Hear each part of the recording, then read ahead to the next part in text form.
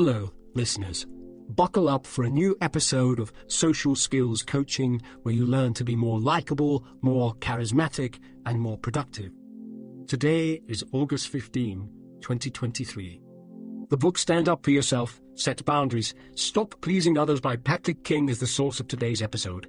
Let's listen as our narrator, Russell Newton, brings today's episode, The Art of Compassion, Real Compassion.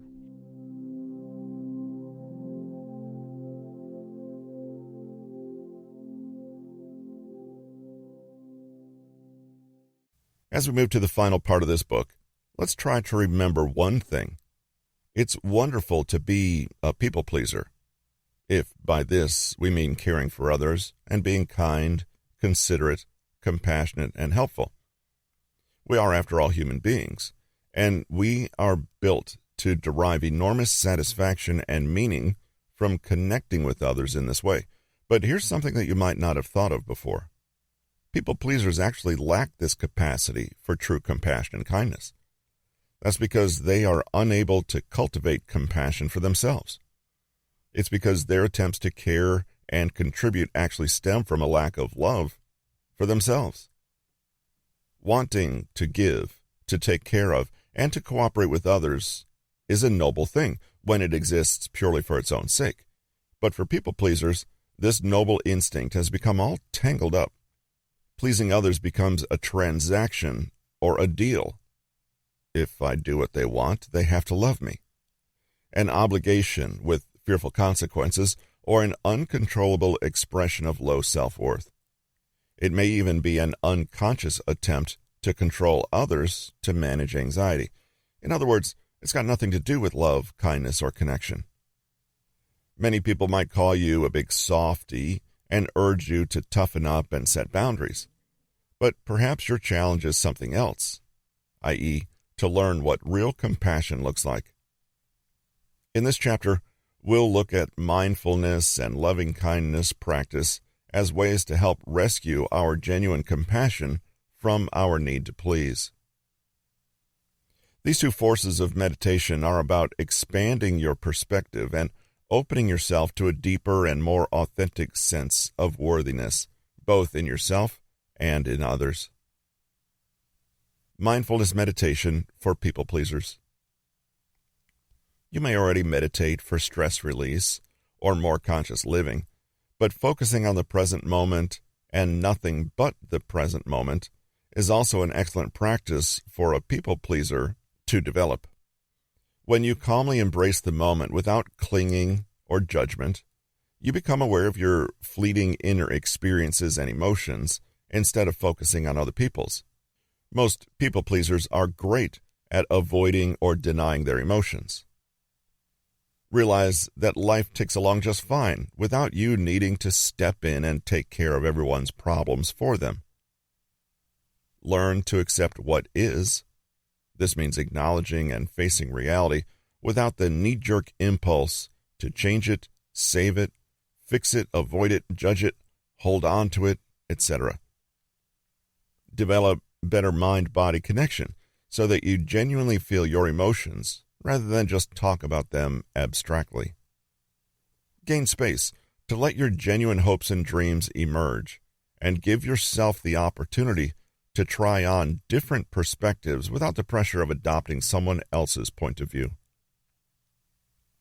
Finally, connect to something bigger than yourself, i.e., a spiritual dimension or God that you can rest in.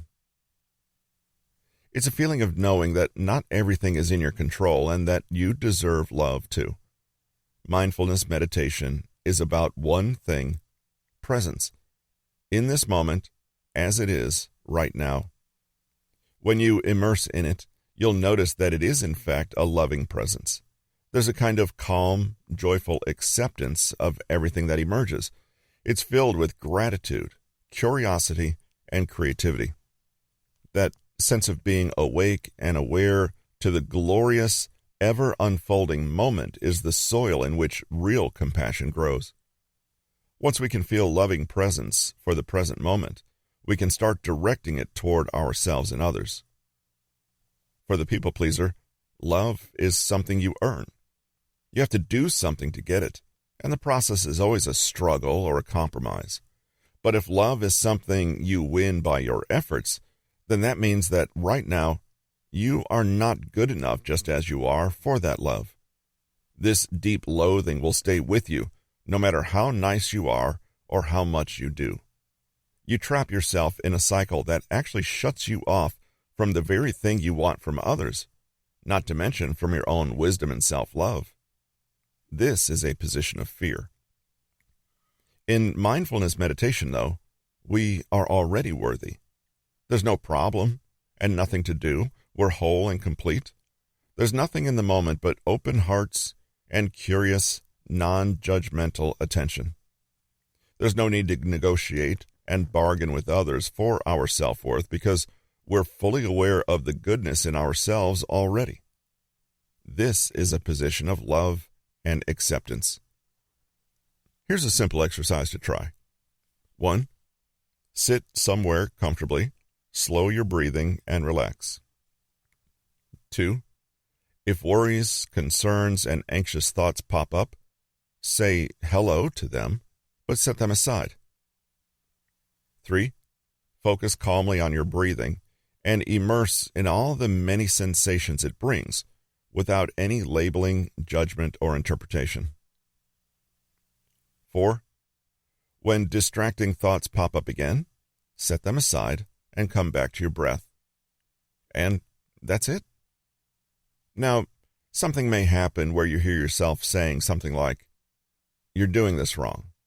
Well, see this thought and accept it too. Fine. Do it wrong, so what? Come back to the breath. This is boring. Okay, it's boring. Come back to the breath anyway. Worrying about doing things perfectly is a form of people-pleasing, right? But when you notice yourself trying to do something, then you're not meditating anymore, so just stop. Don't try. There's nothing to achieve anyway. Don't give in to the thought, but don't fight it either. Just pull your attention away from it and focus again on the present and your breath in it. That's all. You don't have to figure out any big cosmic secret or claw your way to enlightenment or become good. Everything is already done. You just have to sit here and be.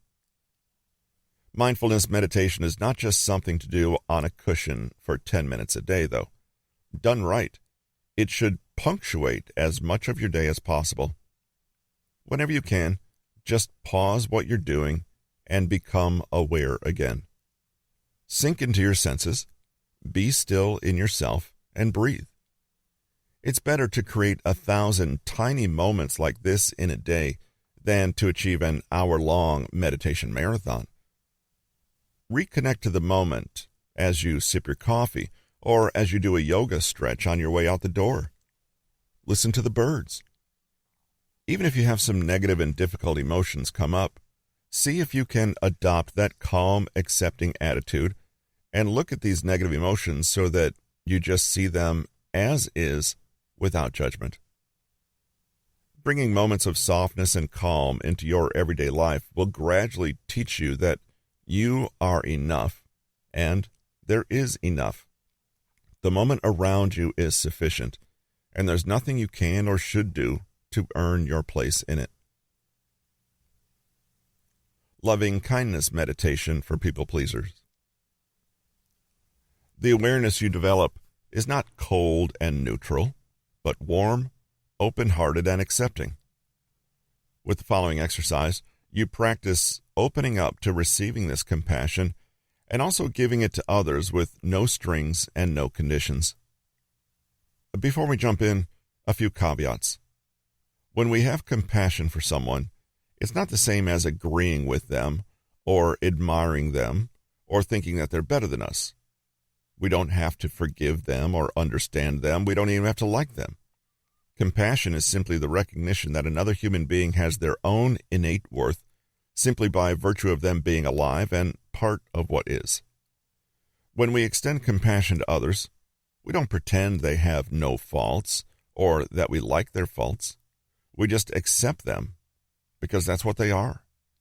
We accept the moment as it is, and we accept the people we find in it. Think of compassion as total acceptance, but with a warm glow. We don't have compassion because people have earned it and deserve it, or because we want to play at being saints. We just see people for who they are and hold them in our kind awareness. Step 1. First, relax and get ready for your meditation. You could try the above mindfulness meditation for a few moments, or do some yoga stretches. Step 2. Use visualization to imagine what compassion looks like. Maybe a glowing pink orb emanating from your heart, or a kind little bird. Imagine yourself creating and holding on to this compassion. Step 3. Now think of someone you love dearly. Imagine bathing them in this pink light, holding them in a compassionate embrace, or whatever other visual imagery you'd like to create. Extend this feeling to them. Or imagine the little bird dancing above their heads, singing a song. See them smiling and laughing, and feel your kindness toward them. This is not abstract. Really feel that compassion for real. Say, "May you be happy and well." Step 4. Next, think of another person you like and extend the same compassion to them and the same words, "May you be happy and well." Conjure the same feelings of warmth and kindness. Step 5. Next, imagine someone you're just neutral about and do the same thing. This may be trickier, but imagine them as children, or try to picture that there's someone out there who loves them just as you love your nearest and dearest. Step 6. Move to someone you dislike, and then finally someone you may even hate or fear. This will be challenging, but try it anyway. See that they, too, are worthy of compassion. Bathe them in the light of kindness and tell them, "May you be happy and well." Step 7. You're not done yet. The final, and maybe hardest step, is to turn inward and give yourself that loving and compassionate awareness. See yourself as someone who loves you would see you. Look at all of you, your good, your bad, and accept it all with easy warmth and joy. Aren't you a worthy being just as you are? May I be happy and well. Try to really feel what that means. Loving kindness meditation is a little different from other forms because we're not cultivating awareness, but loving awareness. If you're a recovering people pleaser, be on the lookout for any time you want to put conditions on the loving acceptance you extend to yourself or others. For example, if you notice that you're finding it hard to feel warm about someone who's treated you badly, and then you notice the thought, "You're bad for not being more compassionate toward them. You're not being compassionate enough," then stop and take a breath. Can you have compassion for yourself right now and the fact that just as you are still worthy of compassion? Can you accept that people aren't perfect and neither are you, and it's all okay? A little humor may help. You can probably think of someone you love, warts and all. You don't love them because they're perfect, right? Try to see yourself in the same way. Your flaws do not disqualify you from love and respect. You are still a valid, worthy human being. Another trick is to picture everyone you know as a child. We were all children once, and even if we're adults now, we all still need love and acceptance just as much as we needed it then.